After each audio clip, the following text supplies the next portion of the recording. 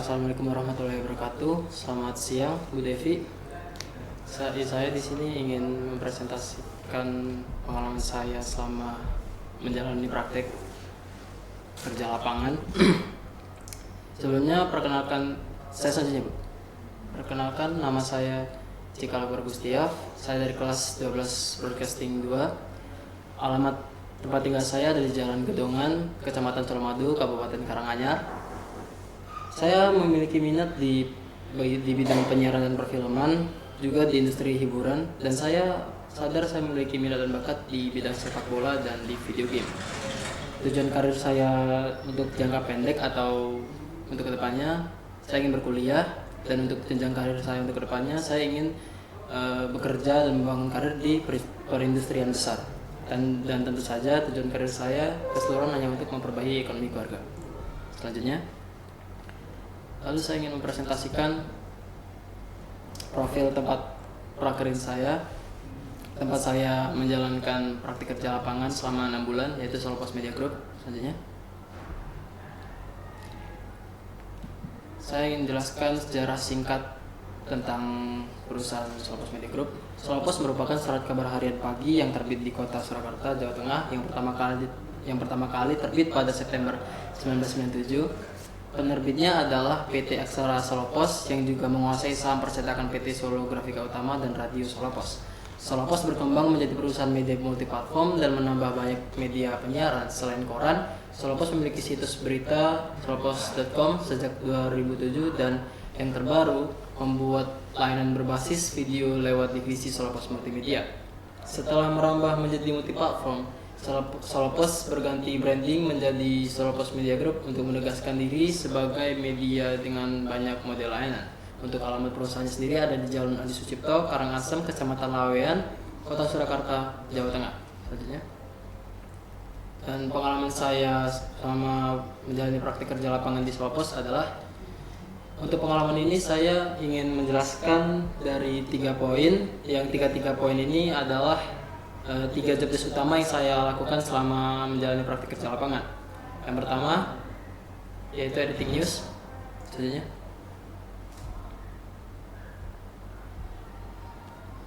editing atau lebih tepatnya editing news adalah salah satu kegiatan rutin saya selama menjalani praktik kerja lapangan di Solopos Media Group dengan mengedit video news yang nantinya diupload di Facebook.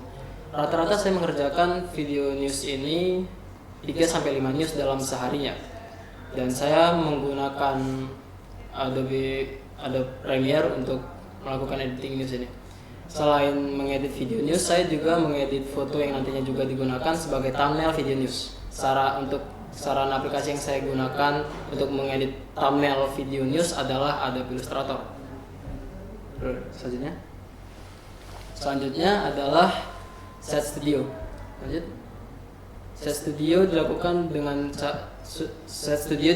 saat akan ada acara live streaming seperti webinar, acara live stream lainnya yang dilakukan dalam ruangan.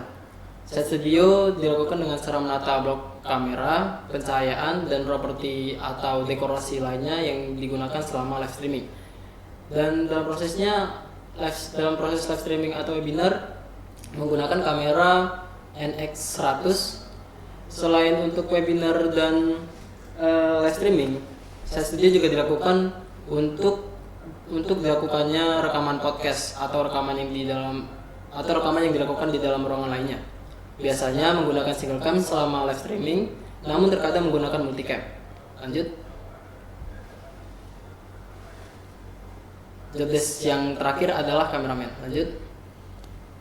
Kameramen yang dimaksud itu adalah menjadi kameramen di acara besar yang diadakan di luar kantor.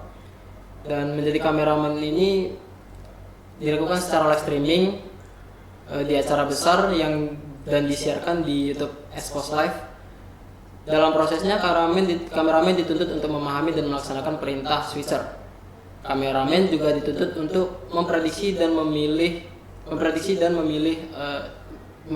memanfaatkan momen dengan baik dan benar.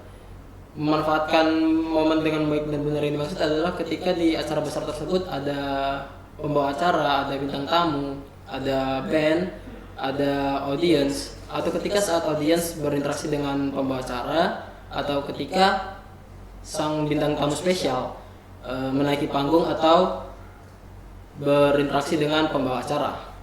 Sebelum acara dimulai, para tim menentukan booking kamera saat itu juga. Membuat dan menjadi kameramen di acara besar ini membuat saya semakin paham tentang pengambilan gambar dengan benar secara spontan. Dan pekerjaan ini juga membuat saya semakin paham soal sistem dan cara kerja para penyiar. Lanjut. Dan sebelum saya melakukan semua job desk yang saya sebutkan tadi, dan bahkan sebelum saya menjalani praktik kerja lapangan, ada beberapa kemampuan yang saya miliki yang kebanyakan saya dapatkan dari proses pembelajaran di sekolah. Ya, di antaranya adalah kemampuan soft skill saya, yaitu bersikap disiplin, dapat berkomunikasi dengan baik, bertanggung jawab, dan memiliki skill atau kemampuan dalam memecahkan masalah. Dan hard skillnya adalah memahami basic framing atau position kamera, memahami basic menggunakan Adobe Premiere. Selanjutnya. Dan setelah saya menjalani 6 bulan praktik kerja lapangan, saya memiliki kemampuan saya makin berkembang, dan kemampuan yang saya miliki setelah praktik kerja lapangan adalah dapat berkomunikasi dengan baik, dapat beradaptasi dengan lingkungan dan kondisi baru, lalu problem solving, lebih percaya diri dalam mengambil keputusan, berpikir kritis, serta memiliki kemampuan kepekaan visual.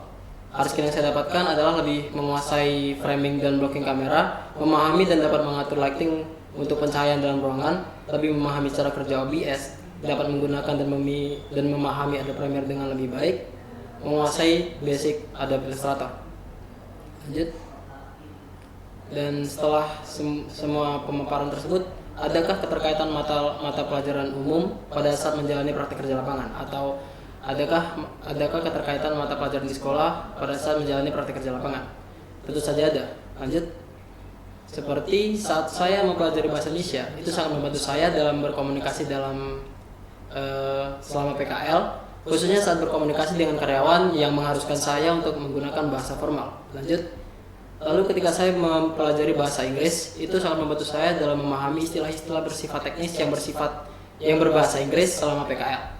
Selanjutnya, saat saya mempelajari matematika, mempermudah saya dalam mengkalkulasi uang saku saya agar dapat mencukupi kebutuhan selama praktek kerja lapangan. Selanjutnya, dengan saya mempelajari dan mendalami pendidikan agama di sekolah, saya itu dapat menenangkan hati saya sama praktik kerja lapangan dengan selalu bersyukur dan bersabar, dan menjaga saya untuk tetap memenuhi kewajiban saya untuk beribadah. Selanjutnya, dengan saya mempelajari pelajaran PPKN atau kewarganegaraan, mengingatkan saya untuk bersikap jujur dan bertanggung jawab atas tugas yang saya dapatkan selama praktik kerja lapangan. Selanjutnya, tentu saja mata pelajaran kejuruan yang sangat-sangat penting dan menjadi bekal utama saya selama praktik kerja lapangan. Materi, teori, dan praktik yang saya pelajari dan lakukan selama di sekolah sangat berguna bagi saya dalam menjalani tugas dan kegiatan yang diberikan dari perusahaan selama saya menjalani praktik kerja lapangan.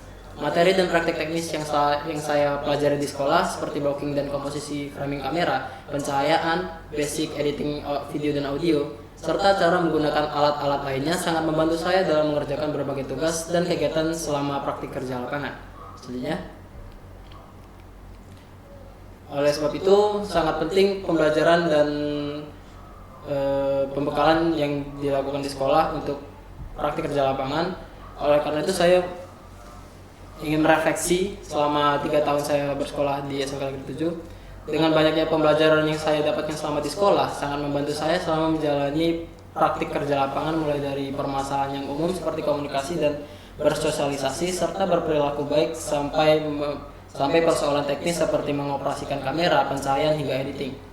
Dengan mengenal banyak teman dan guru di sekolah yang memiliki karakter dan sifat yang berbeda-beda, sangat membantu saya untuk beradaptasi dan bersosialisasi di tempat prakerin serta di lingkungan masyarakat. Hal itu juga dapat bermanfaat bagi saya dalam meningkatkan kemampuan bersosialisasi dan adaptasi di lingkungan masyarakat dan lingkungan kerja baru.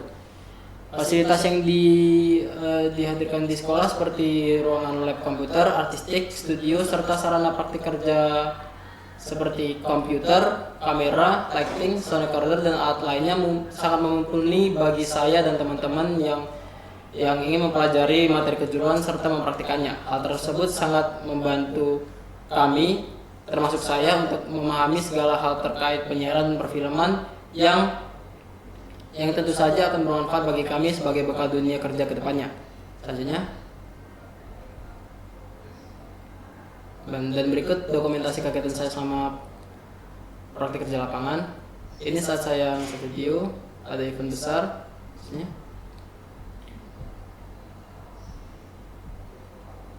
Ini saat memproduksi video profil Kemenhub. Ini saat menjadi kameramen di salah satu acara peluncuran buku di UNS.